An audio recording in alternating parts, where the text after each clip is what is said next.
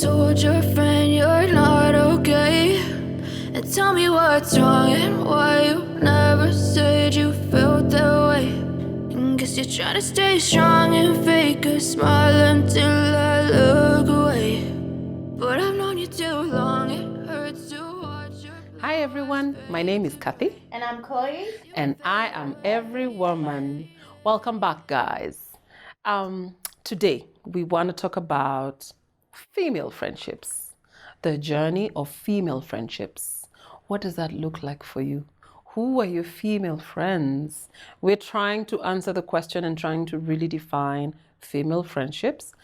And what we discovered is that it's a journey. So we want to talk about it in the sense of a journey.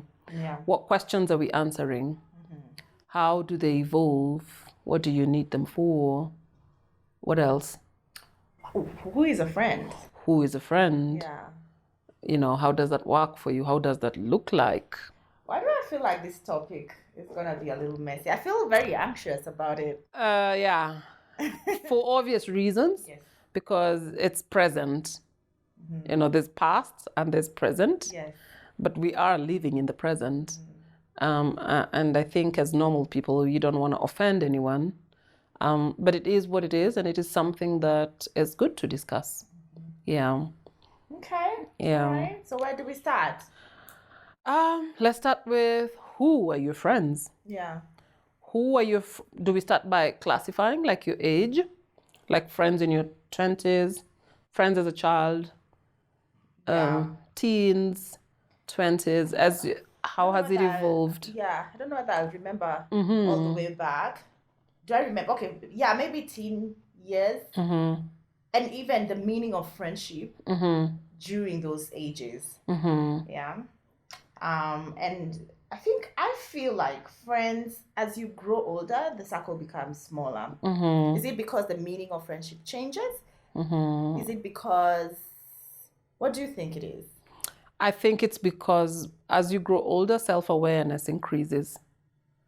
And without a lot of self-awareness, you're hanging out with people who are not necessarily your friends. Yeah. But you don't know at the time. Yeah. Yeah. I mean, that's one of the reasons. Yeah. There's many reasons, I suppose. Yeah. Yeah. But do you think we define friends or friendships differently at different stages of our lives? I think so. Yeah. I think we can start from there. I think so. I mean, do you remember as a little girl, this is my best friend? Yes. This is my best friend. Yeah. And therefore my best friend can't be anybody else's best friend. Yeah. Can only be my best friend. Yeah. And then I have to be her best friend. Remember those days? Oh my God, we were so silly. Yeah. Yeah, that was a bit. I mean, We were children. I remember a friend writing to me a letter asking me to be her best friend. Oh, it was an application. It was an application. It was a real, we weren't that young, by the way, but you know, we were young enough. And I remember thinking, okay, how does this even work? Yeah, but you know, I think at that point, the definition, I think children are very selfish, generally, just the way they are. They want everything to themselves. Yes. So the concept of sharing a friend is also just not, you know, Yeah. it's not obvious for them. I see it with the children when I'm teaching them. Okay. Yeah. But then do you have a best friend as an adult? I feel like as an adult, you have several. Best friends? Yeah, that the concept of a best friend loses, that concept doesn't make sense anymore. You have a friend who you do some things with, and a friend who's good for this and a friend who's good for that. I mean, if you have a certain problem, you'll go to a certain friend and not another.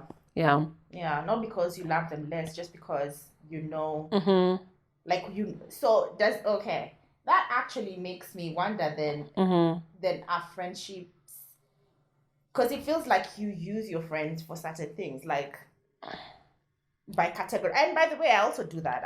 You associate with your friends over certain things. And you're friends with them because of a certain thing. Yeah, I think so. I think it's commonalities. You're friends with someone because of something important, something that's important to you that you have in common with that person. Yeah. Yeah. And I think over time it's defining what those commonalities are and dropping others and picking others. Yeah, as your life changes even. So let's talk about let's go back to, I feel like most friendships start forming, like most mature friendships start forming around high school and maybe college. I feel like if we had a group of girls in the room and asked them, you know, who's your oldest friend, majority would say high school. I know there are some who keep friends even from primary school, but majority would say their oldest is probably from high school. And you know, in high school you collect like a group of friends and then they drop along the way. In college you do the same and then they drop along the way. So maybe we can talk about why we choose to drop friends along the way. Do we drop them, or some of them just even drop us? We get dropped There's a lot of dropping. A lot of dropping. But it's true, because by the time you're, you know, at least for me, I can count my friends just like with one hand. I think life evolves, really. I mean, in college, you're probably going to be with the people who, you know, it's happy times. It's young, happy-go-lucky time. So a lot of times your friends in college, you're out, you know, you're talking late in the night. It's a very happy-go-lucky time. Yeah. And therefore, at that point, you know, you're all friends, but what you're bonding over is really just very superficial and fickle, and it's important. That's that point. That's the time for it. And some friends in college stay. Yes. You know, you evolve together, and you're able to, you know, move on to the next phase of your lives and still stay friends. Yeah. I think you're very lucky to keep a friend that long, who is able to evolve with you. Yeah. I mean, evolve their own evolution and yours, and still stay friends. Some connection. Yeah. You know, I'm just even taking, as we speak, I was just taking audit of the people who I call my friends and when I met them. Yeah. I just realized, I don't have any friends I met in my adulthood. The people I'm calling, the people in my circle that I truly call friends, I met them in college, and I actually have one who I met in high school, which is very surprising. But then the friends that we had, so each of these people that I call friends, the friends that we had around them, like the circle we had around them, some of them are no longer my friends. They drop off. So I think you get, you remain with one that you had a true connection with. Is it a true connect? Because even those ones were true then. It's just that maybe life changes. And yeah. That's true. I feel like I dropped a few friends, or a few friends dropped me at the point where I got married. I think maybe I just wasn't available anymore. And then especially when I became a mother, because my struggles became different. Some had no children at that point. Most of them now have children, but we got children at different stages. So I feel some, you know, I lost a few friends at the point. And by the way, no hard feelings. It's nothing that I'd say, oh, you know, that something bad happened. It's just we drifted away. Yeah. At the point where I had kids, because my struggles at that point were different, or, you know, how I was enjoying life was different. I don't know whether it's same to you. Yeah, it's pretty much the same. But let me just say this. I keep friends. I am one of those. I still have my friends from primary school. Really? Yeah. I'm a hoarder. I hoard friends. It's interesting. I do have a lot of friends, and I have friends I've known from very, very young as primary school. And I have... And they're your friends' friends? Yes. Like they're not just acquaintances? No. They're my friends' friends. If you know, when my father died, for example, they all came for the funeral. That's different, huh? Okay.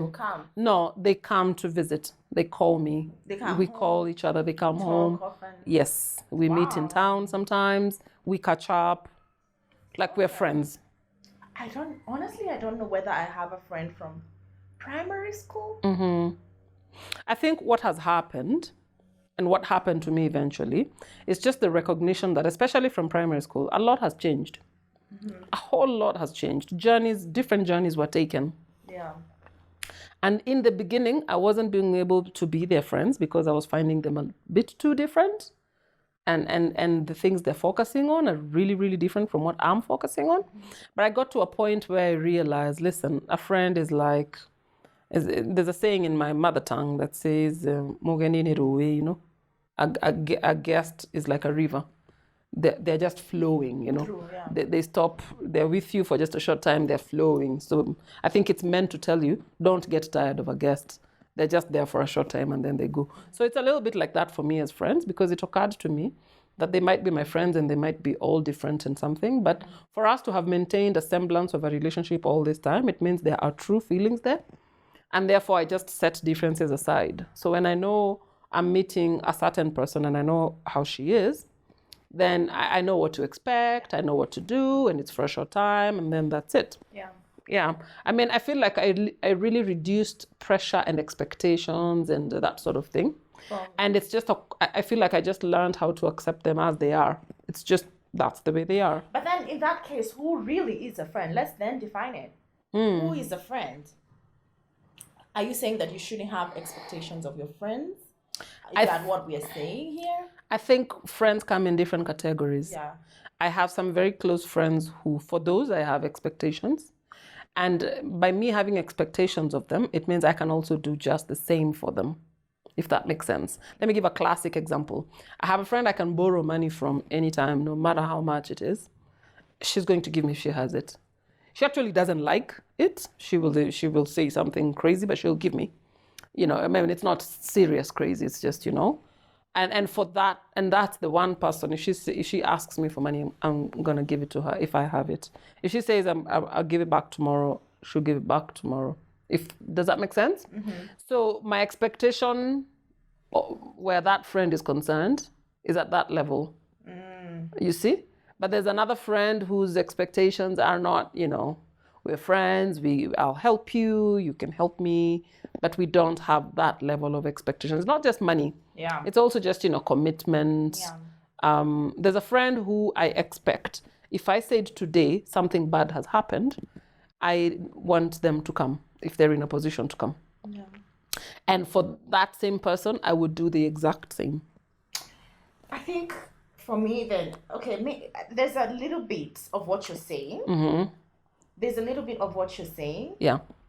But then for me, I feel like friendship to me is, and maybe I'm being selfish because I'll define it from my point of view, not from their point of view. I wouldn't know if they felt the same. But I feel like a friend to me is somebody I can actually call and talk about my deep personal stuff.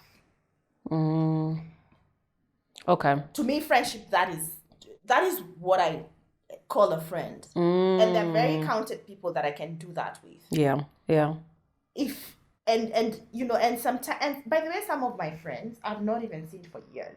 Some of my good friends I've not even seen for years. But the moment we pick up the phone, like we catch up. Yeah. It's like we catch up, and then continue. Yeah, that's amazing. Yeah. And so if I don't know whether it's because of my personality, if I'm not able to go deep with you like that, then you're not my friend. You're either like an acquaintance or you're not my friend. I wouldn't call you a friend. I wouldn't call you a friend. That's just my definition. I don't know. That's how I feel. If we get to a point where we are not that deep, I'm not able to go deep with you, you're not able to go deep with me, then you no longer fall into that category of friend. Yeah, so for me it's not like that. Not really. No, it's not like that. Yeah. I mean, I have friends who I know can't go deep to save their lives. Yeah. And I'm okay with it. Yeah. I'm just okay, you know. Of course, you know, there will be things you don't like and you can only take so much. But then they're my friends. You know, I consider them my friends. Yeah. Well, so that means then, you know, people then define friendships differently. Yeah. I think it's also a question of definition, also personality. Then in that case, I'm even wondering that are there people out there who consider me as their friends and I don't consider It's possible. them as friends? It's possible. It's possible. It is. Yeah. It is. Because like we're saying, people define friendships differently. Yeah.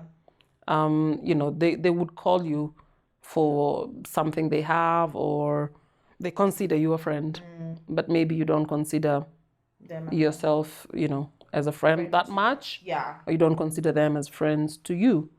Yeah. Yeah. In different ways, I suppose. Yeah. I think also cultures. really can be, can play a part. Yeah. Like I can say my friends in Tanzania, it's also different. Just their culture is different. So even people who are not so much your friends can do quite a bit for you, They can be very hospitable, blah, blah, blah. So you might think someone is your friend, but they're just being nice. But don't get me wrong, like I can be hospitable to somebody who's not my friend. And Yeah. that's it. And I'll still not consider them my friend. Yeah, I don't think you understand me when I say hospitable. A Tanzanian will house you in their house for 2 weeks, Okay. a month. Yeah, I didn't think you were understanding me. I mean, in Tanzania, it's a very common thing for someone to just knock on your door and say, I'm hungry, or can I have some water? And you give them. Yeah. It's a very kawaida thing. And, it's not, in Kenya, you would need to be out of your mind to do a thing like that. So that's the thing. There's also culture. You see, like, let me tell you something about Tanzania. They're very quick to say nakupenda. This nakupenda, I love you, in Kenya is a huge thing. By the time someone says it, hey, they've thought, but in there, it's nothing. Yeah. It's really nothing. Even the cute words, my dear, wangu. In Kiswahili, they say wangu to mean my dear. So, they say it all the time. It's not a big issue. Yeah. Anyway, back to this journey of female friendships. Yeah. So, I wanted to talk about why because I think we can talk from experience perspective, what are some of the reasons that have made you drop friends along the way? And are there some friends that you feel like you dropped or dropped you over things that would have been resolved? I rarely ever drop friends, actually. Yeah. I put a distance, but later in my life, I have dropped one or two.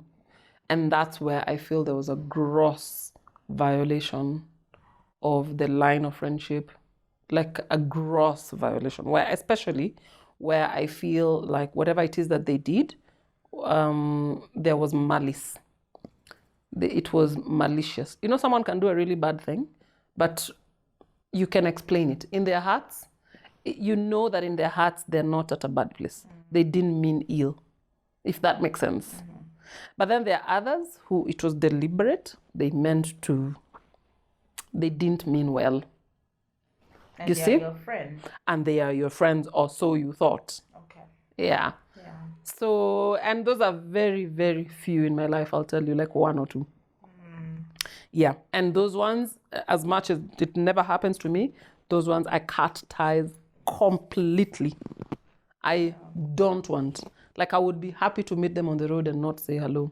Oh, wow. I'll say hello out of embarrassment or out of, whatever. Obligation. But I feel absolutely nothing. If they tell me something really bad happened and we're all going to support, I will not go. Oh. And unapologetically so. But that's like in the entire world, like one person actually. Yeah. Wow. Yeah. And there's no confrontation. There's nothing. No. It's just my personal decision. Yeah. I think for me I don't know. I feel like there are a few friends who are no longer my friends because of miscommunication. I think just like romantic relationships, nobody talks about the importance of communication with friends. Number one. I also think that we are quick to judge friends in comparison to lovers. So if it's your boyfriend and they make a mistake once or twice, you forgive them, try and work it out. We don't do it's that your with girl. our friends. Really? Okay. I don't think we do, let's be honest. We rarely do. We rarely do. And you might be willing, but the other person is not willing to have that deep conversation and say, it made me feel like this, it made me feel like that. At least, especially in your younger years, at least, I can comfortably say that, now with the friends I have, I feel like we are at a level where we can be able to go there, even if it's not all the way there. But with some of my friends from my younger years, I feel I dropped them for stupid reasons that we would have actually just Been able to resolve. But because of lack of maturity, lack of being able to know that you can actually just sit down and talk it out and hash it out and give each other space. And still be friends. You know, the way, like, with your partner, you're told even on bad days just love them anyway. I don't think we are intentional about that with friends, with like female friends. Like, they're going through a bad time, you feel like they've wronged you, but you're loving them through that as well. That's tough. It's tough. That's very tough. That's very tough. You'd have, the bond needs to be so big to be able to survive that. Let me give you a classic example. It's very personal. A friend of mine died. Before she died, she had kept off, like really just kept off. So you send her a message, she doesn't answer. She was going through something, her life, it was a bit messy. So you're trying to find out, are you okay, blah, blah, blah. She's not saying anything. And at some point I said, oh, well, listen, I'm going to stop.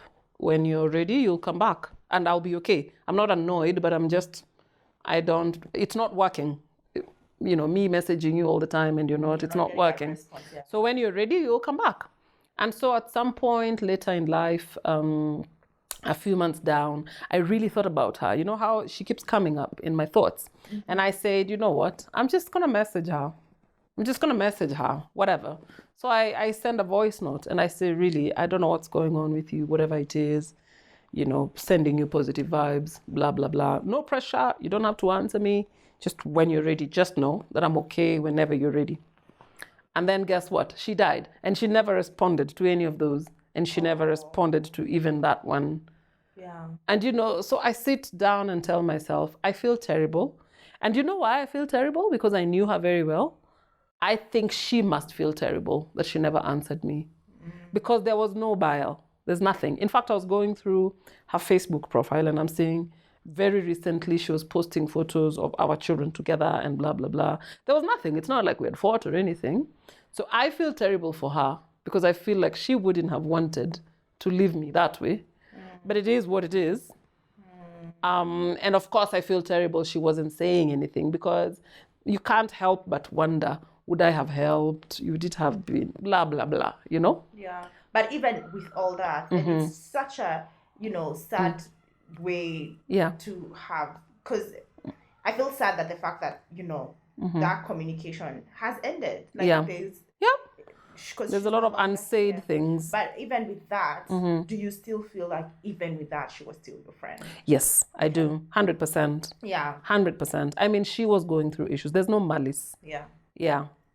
And I think that's exactly what I'm talking about. Loving your friends even through the hard time. Because I think, if I would put myself in that situation, my younger self would be quick to say, okay, I'm done with that one.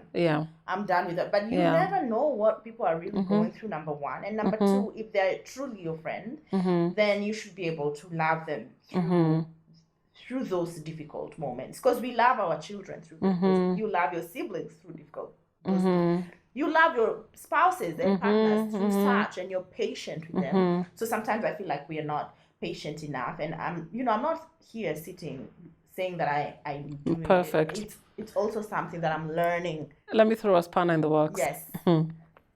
There's a friend who I might have thrown my hands at, we're still friends, but there are things I won't do. I feel like there is also a point where just basic etiquette. Here's the thing. So imagine you're a group of friends and you've always been inviting each other for things and you do things together and, you chat and whatever. And so anytime you invite for, say, a child's birthday, people come or send an apology or whatever. But you've noticed a pattern that has been there for a while. This friend never comes for anything of yours and never says anything. It's almost as if it's... Do you see what I'm saying? I mean, I wish there was an apology.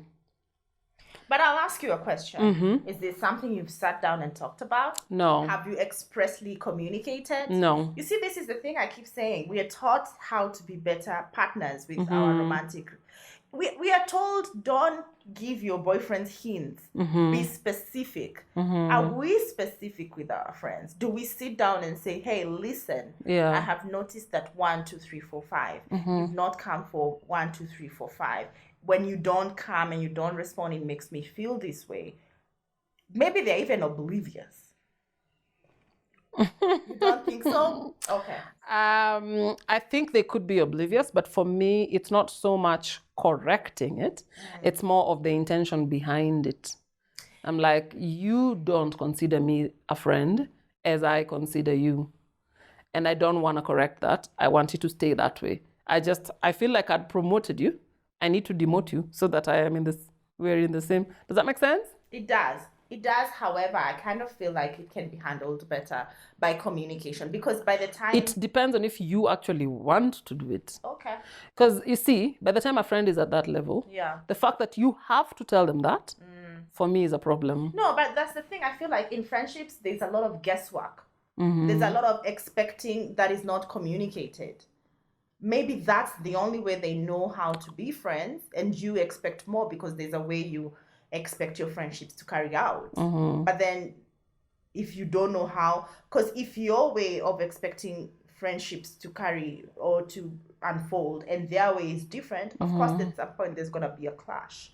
You see, what I'm talking about is something that has been happening in terms of you have been relating in a certain way, and then all of a sudden this person changes something, which is nothing is different. We are the same people.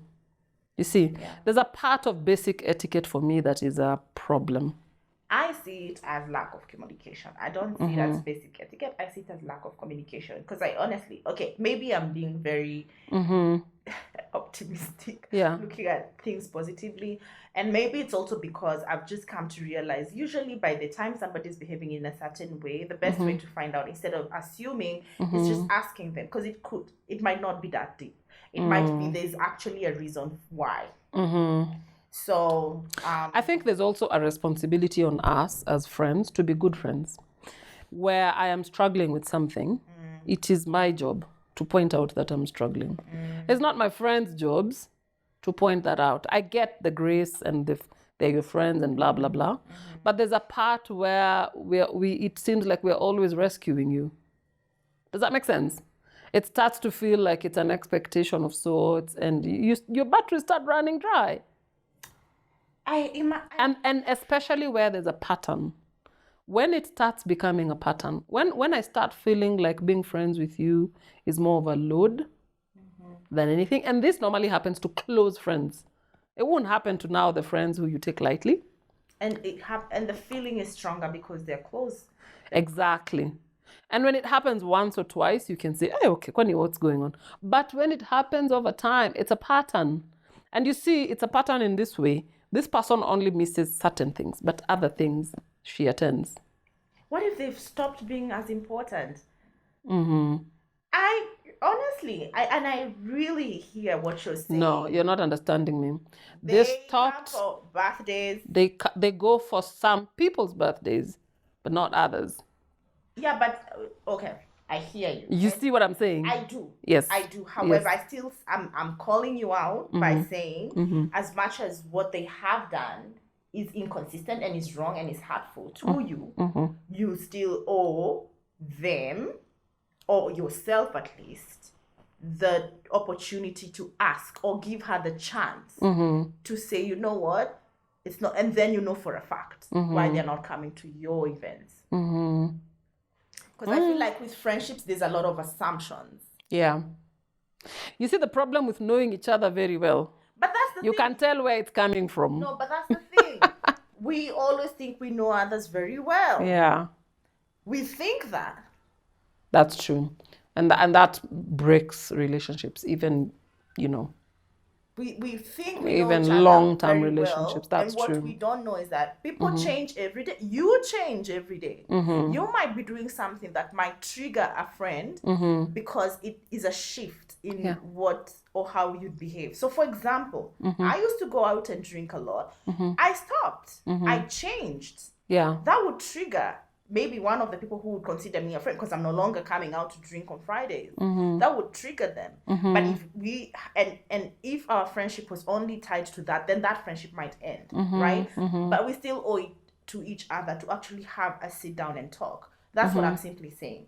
I'm saying that we say that, I'm a good friend and all that, but if there's no communication, that's one thing that I personally feel. And I'm not even saying that I'm doing this, but I have noticed that we extend a lot of grace. We get we seek clarification with, let's say, for example, even siblings or especially your romantic partners. You seek clarification. You'll sit them down and say, by the way, lately I've noticed you're doing this and this, and you give them a chance to clarify, right? We rarely give our friends those chances to clarify, and then for a fact whether it's coming from a malicious point of view or whether they're doing it unconsciously. We don't know, and sometimes we lose good friendships because of that lack of communication. Yeah, I think you have a point, but I'm also just going to say is that for me, with a lot of self-awareness, I know the things that are important to me. And I know the things that are non-negotiable for me. They're few, but they're there. And so anybody who makes it to become a close person to me, for me, would have some of those things in common. So say, for example, the economic value of a friend is not important to me as long as they're my friends. Like, I don't care where they are or what they're doing or what they believe or even morality, to be honest. If someone is doing something I actually don't agree with, they're still my friend. You see, if I feel that for me, I'm not necessarily understanding a friend and I feel like those fundamentals have been stepped on, then there's nothing to salvage. There's nothing to salvage. That for me becomes now another friend with very little expectation. If we meet, we meet. If we don't, but I feel no obligation in terms of anything, Okay. Yeah. There are things that can be clarified and then there are others. Yeah. So as we look to close, first and foremost, I agree with you. I think friendships are complex. Yeah. However, I also feel like as complex as they are, the one thing I would say is that, just voicing those expectations is something that I rarely see in friendships. And I really want to know whether there are friends out there who've been able to overcome this. Like, you sit down with your friend and actually voice your expectations and stuff like that, and because of that, you've had a thriving friendship. So please comment if you have one of those. So as we wrap up, what would you say is one of the biggest lessons you've learned in the years of friendship or through your journey of friendship? What is the one or two lessons that you've learned with friends? Okay, I don't know whether this is a lesson, but I just want to say that for me, I've had very, very rich female friendships that have seen me through very dark times. And what I've learned, maybe I can say, is that your friend can be your friend for a season and for a reason. And when you move to a next season, they don't stop being your friends, but they, what they were in your life to do, sort of, and that's the same for you and other friends. You might be a friend to someone and they might be needing you at that point, but then they move on to the next point and they don't need you as much. And that's okay. There's no problem. Even if you're not, for example, talking all the time or whatever, that's okay. So I think the seasons are actually things we can. And I think also it is possible to have a friend who used to talk every day, blah, blah, blah. And now you're not being able to talk every day for whatever reason. And as long as your hearts are in the right place, then it's okay. It's okay. You can catch up whenever you catch up and it's just fine. Yeah. But I believe female friendships can be everything, really. Can be everything. I've had very, very rich ones with even way older females.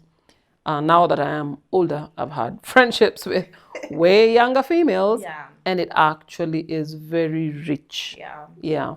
Absolutely. Yeah. I think for me, what would I say is the biggest lesson? Okay, friendships have taught me a lot, but I think the biggest lesson is for you to be a better friend, you have to work on yourself. And that's what I've realized, because Yeah. sometimes the things that might be a trigger to your friends are things that you need to work on, like I need to work on. So I've realized that for me to be a good friend, I need to be able to work on myself. And the one that I was, highlighting in terms of communication, I stopped expecting. And if I expect, I clearly communicate.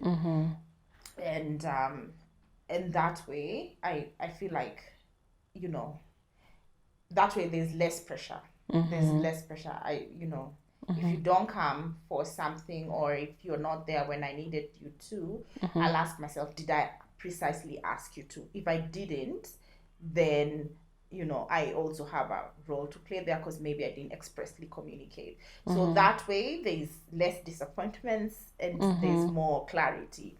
So I think that for me has been the biggest lesson. Just work on myself and be more clear in terms of my needs as a friend. Yeah. Yep. Yeah.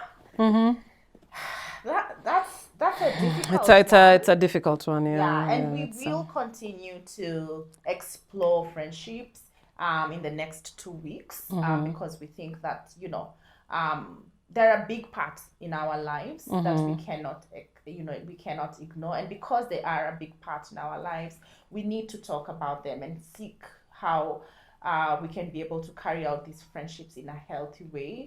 One of the women are known to have like very catty, pretentious friendships. Yeah. And we need to change that narrative, because there are actually really good, healthy friendships out there. And so in the next few weeks, as we explore this topic, please share with us experiences you've had with your female friends, both good and bad, in the comments, and we'll probably touch on them in the next 2 weeks. But yeah, thanks for sharing today. Yeah. And I think that's it from us. Until next time, Bye. As you fade away.